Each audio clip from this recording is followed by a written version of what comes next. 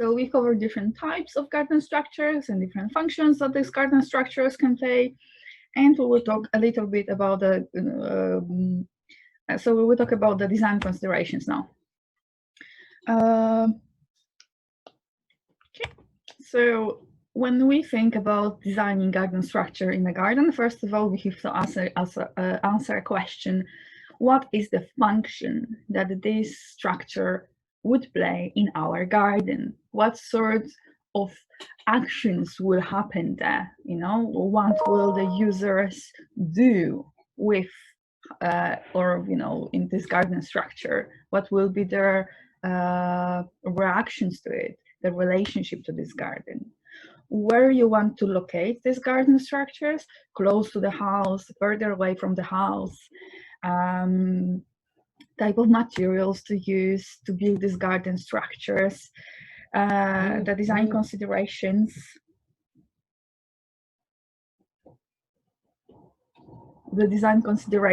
with the height of the structure, the shape of the structure, the width. If we want to introduce the planting, when we want to introduce the planting, there's, you know, different design that we will give to the structure. If we and the different, if we are sorry, so if we want to have a planting, we will design the garden structure differently. What about the maintenance? Maintenance will influence the type of materials. What is the life expectancy of this garden structure, of the materials, of the garden itself, of the garden design? Will it likely to be redesigned in 5 years? What is the strength of the construction? Again, if we want to have a planting, we should provide a strength, a bigger structure that has a greater strength to it than if just a no planting support structure. So to answer all these questions, you need to look at the architecture and the garden style, the house itself, the dimensions of the house, the doors, the windows, the human scale, you know, our height, our dimensions. When we talk about the positioning, the pergola, the structure, if it's close to the house, we really have to look at the views from the windows. You don't want to have a post in the middle of the window. You look at the, you know, sort of when you create the functional diagram, and when you are creating these lines of movement within the garden, you don't want to disturb this movement. You want to have a free flow through the garden, so you don't place the pergola posts, let's say, in the middle of the path, in the middle of the grass. Again, the materials that are considered to the architecture, the plant cover.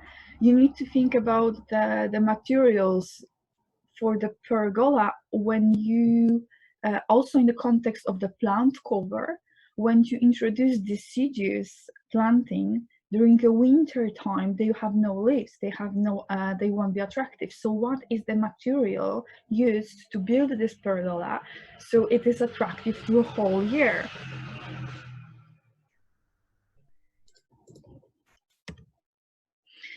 The design considerations, the design principle. The design principle will apply to everything that you do in the garden, the overall design of the garden, but also to each individual element that you design within the garden.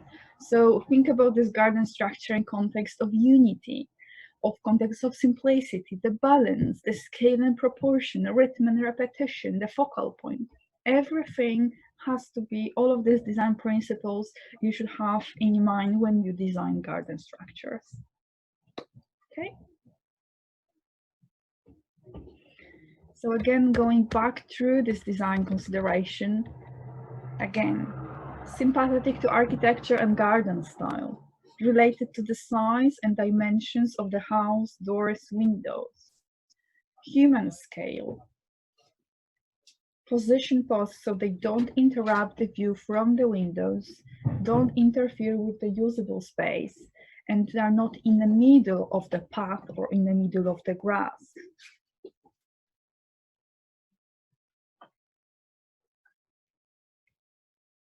The materials that you use are creating connection to the architectural feature.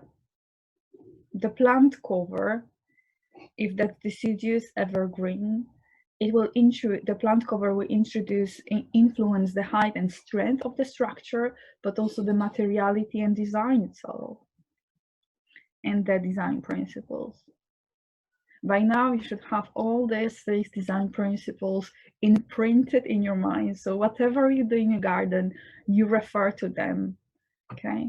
Unity, simplicity, balance, scale and proportion, rhythm, repetition, focal point.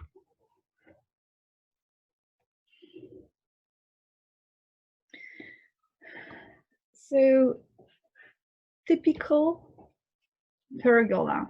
What typical pergola is built of? So when you think about the pergola, about the garden structure, this is the most common, the typical image that comes to your mind, the timber pergola. So it's built of posts.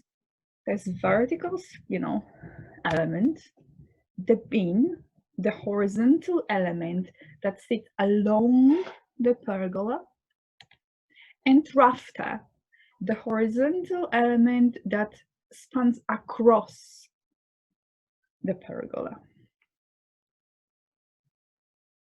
Post, beam, rafter.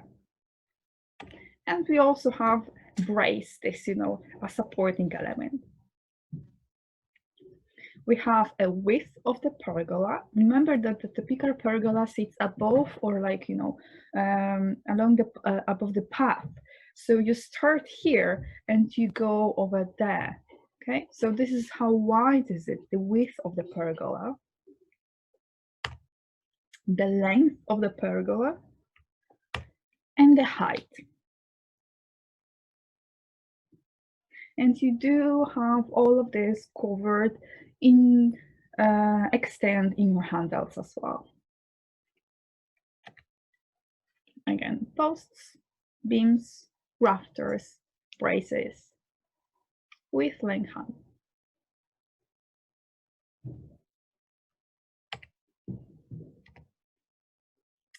So the height of the posts,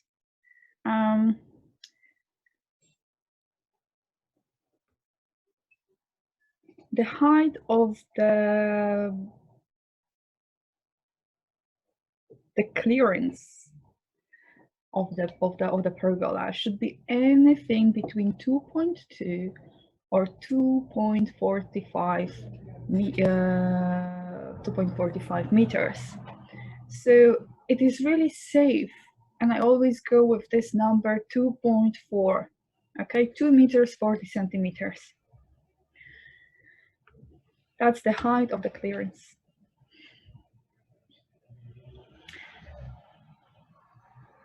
The width of the pergola should be greater than the height or the same.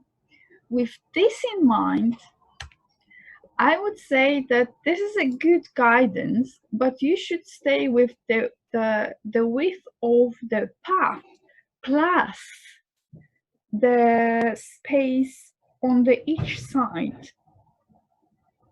So for example, if you have a path which is quite narrow, 1 meter, you wouldn't have very wide pergola, but the minimum width of the pergola should be 1.5. It's because we are relating it to human scale, to what is comfortable to walk under and in between. Anything more narrow than 1.5 will be very uncomfortable to walk in between. So height of the structure 2.2, 245. The width of the structure minimum of 1.5, at least the same as the height. So when we think about the different types of materials that we could use to build our garden structure, the most popular is timber. So there's a British standard that talks about the durability of wood and wood-based product, and you have it, you know, you want to have a really deep knowledge about the wood-based products, I would refer you to this British standard.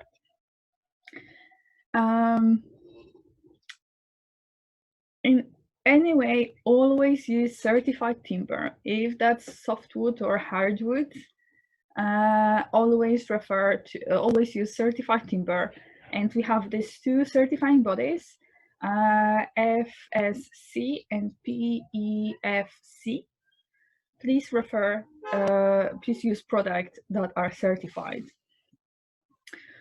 And it's still very difficult to track illegal logging. Sometimes even certified products come from illegal harvest. So please be careful and try designing with different materials.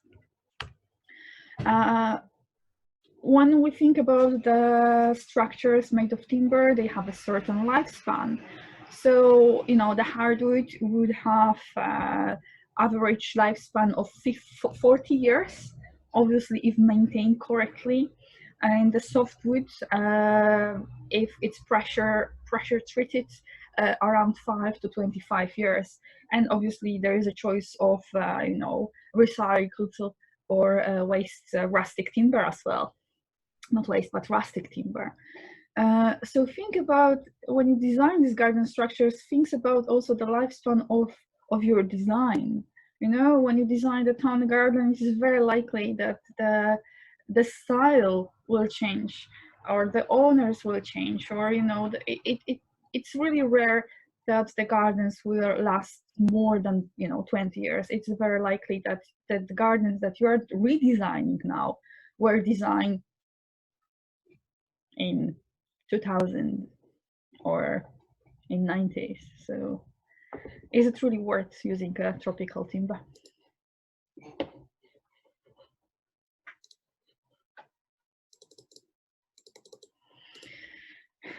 Okay, so what is a rustic timber?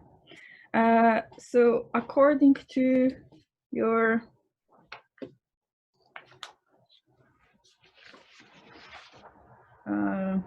handouts, rustic timber is normally large poles that can be simply nailed or lashed together and work well in an informal setting. Okay, so they would be covered with bark, because there is a sentence here in the handouts. However, the bark soon falls off and the timber roots within a few years. Okay, so that's rustic timber.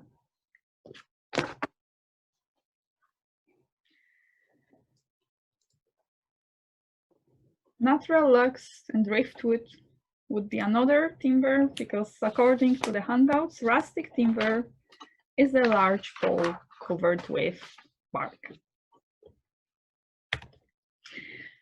When we design structures with timber, the beams, you know, these horizontal elements, would be at least 150 millimeters deep and 50 millimeters thick, and the post should be of a square profile with 100 millimeters by 100 millimeters, but there's a bracket of 125 to 150 millimeters, which are more, you know, sturdy and more heavy.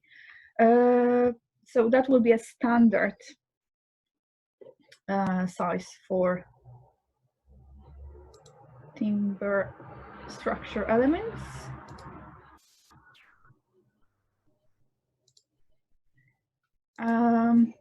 Would reclaimed timber be inadvisable to use? I would say it would be advisable rather than inadvisable. I would advise using reclaimed timber, reuse, these 3 Rs that should guide our sustainable living: reduce, reuse, recycle.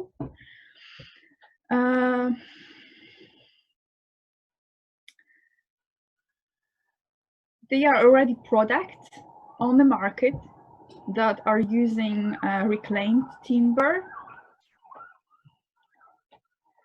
When you are buying reclaimed timber, it should come with a passport.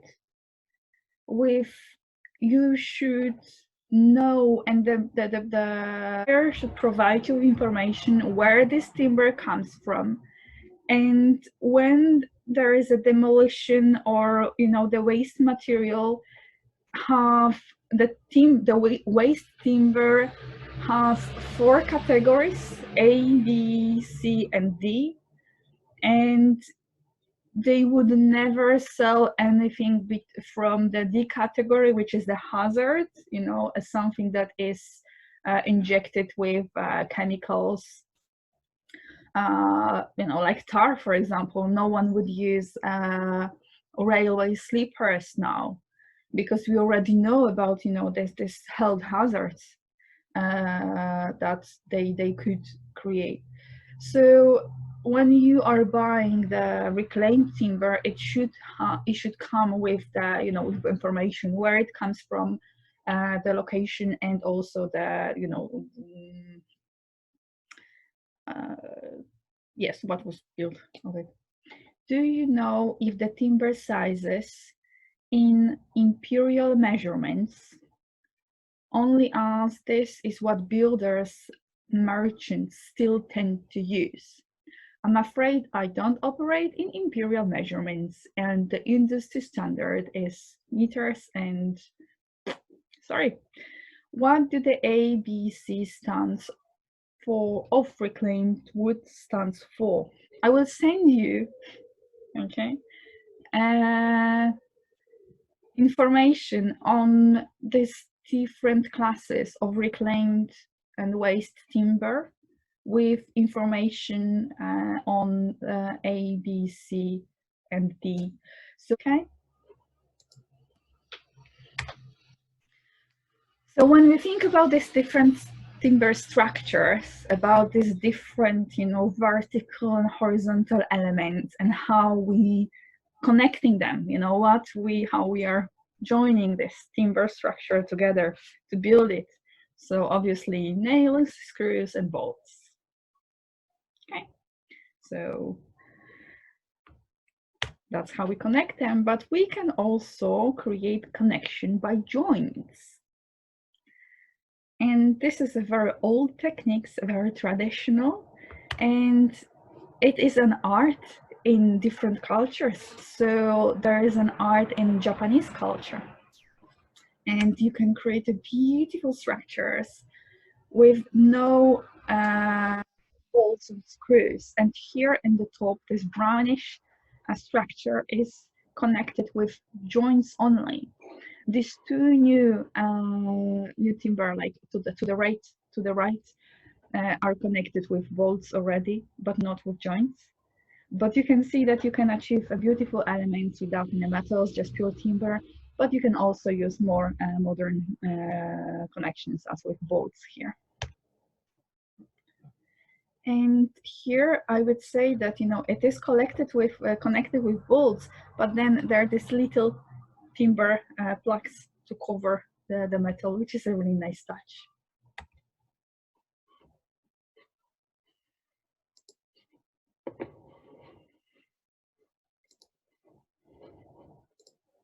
Okay, so we can use different materials to build pergolas.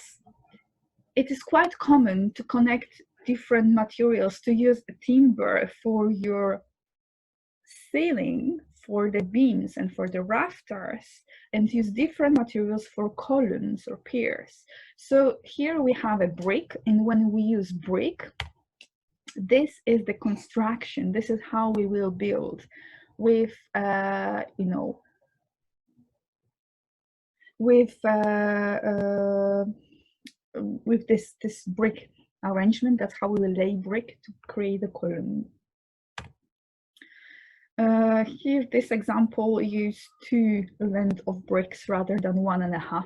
It's also possible to create a much stronger feeling of, you know, of a pergola.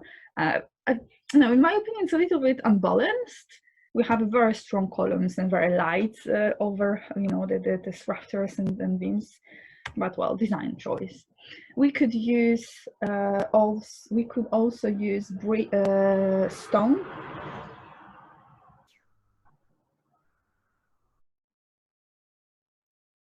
Yes, correct.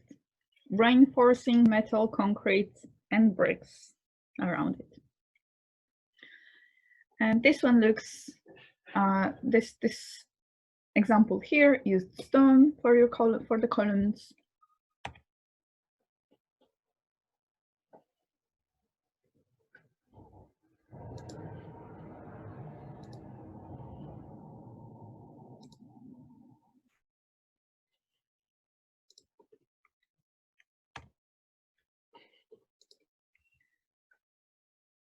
We have a very nice example of an arch that looks into the wider landscape.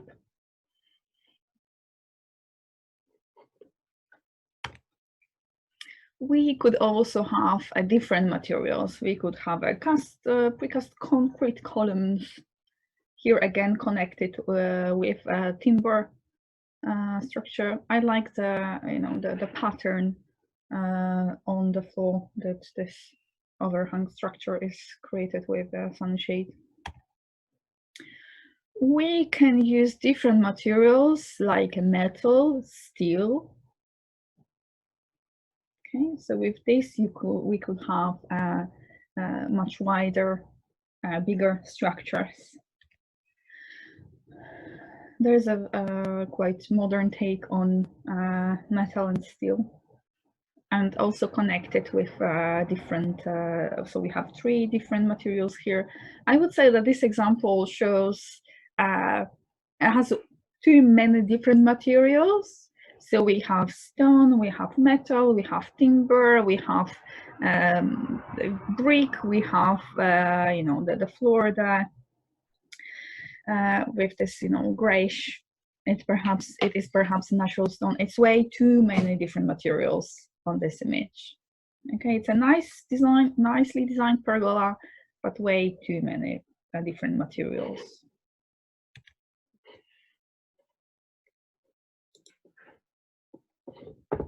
Okay.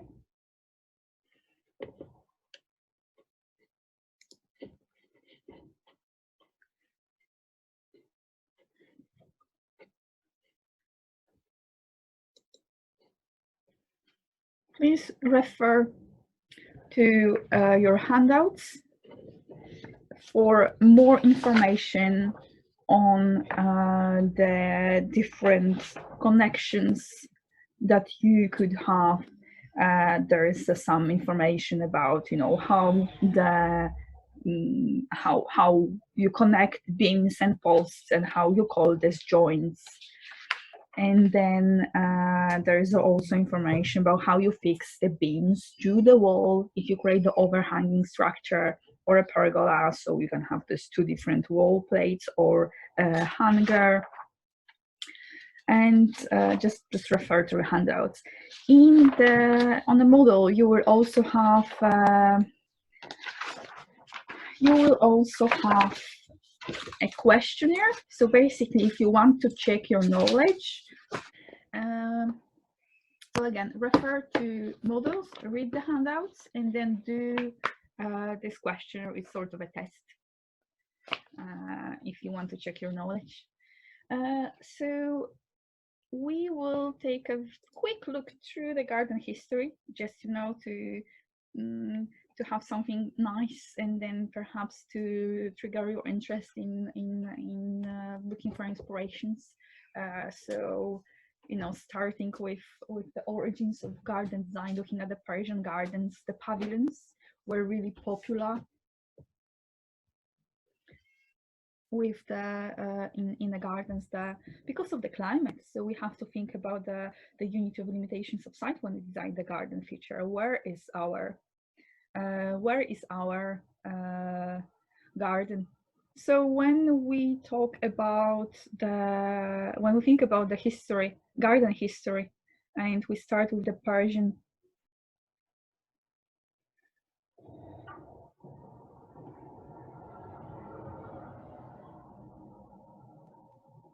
gardens.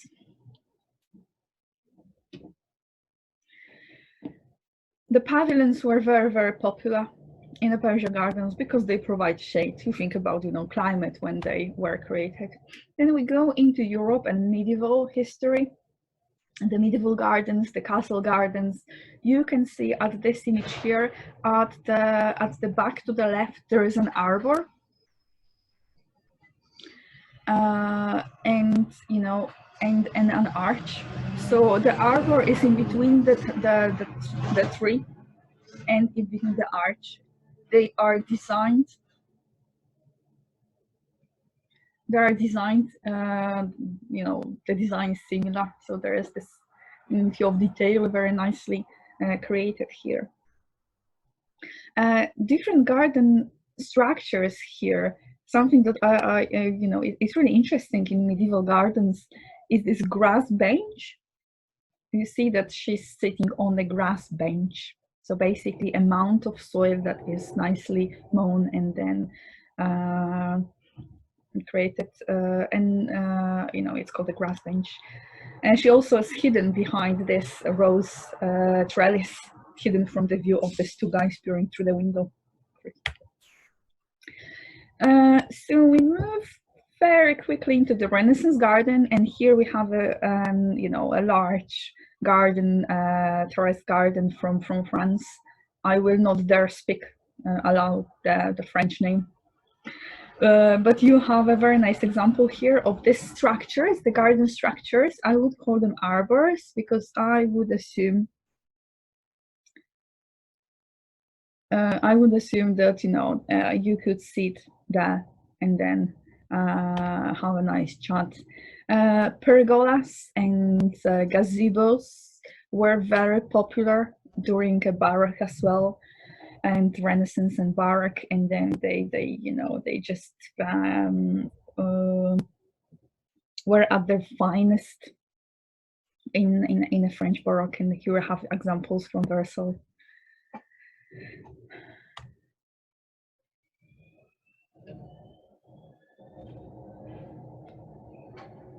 So when we go back to UK, we have an example of garden structure, a temple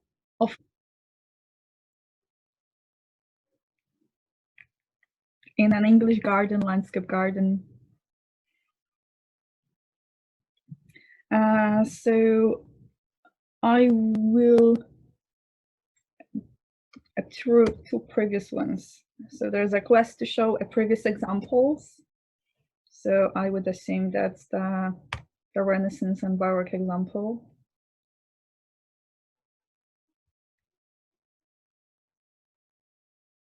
Okay.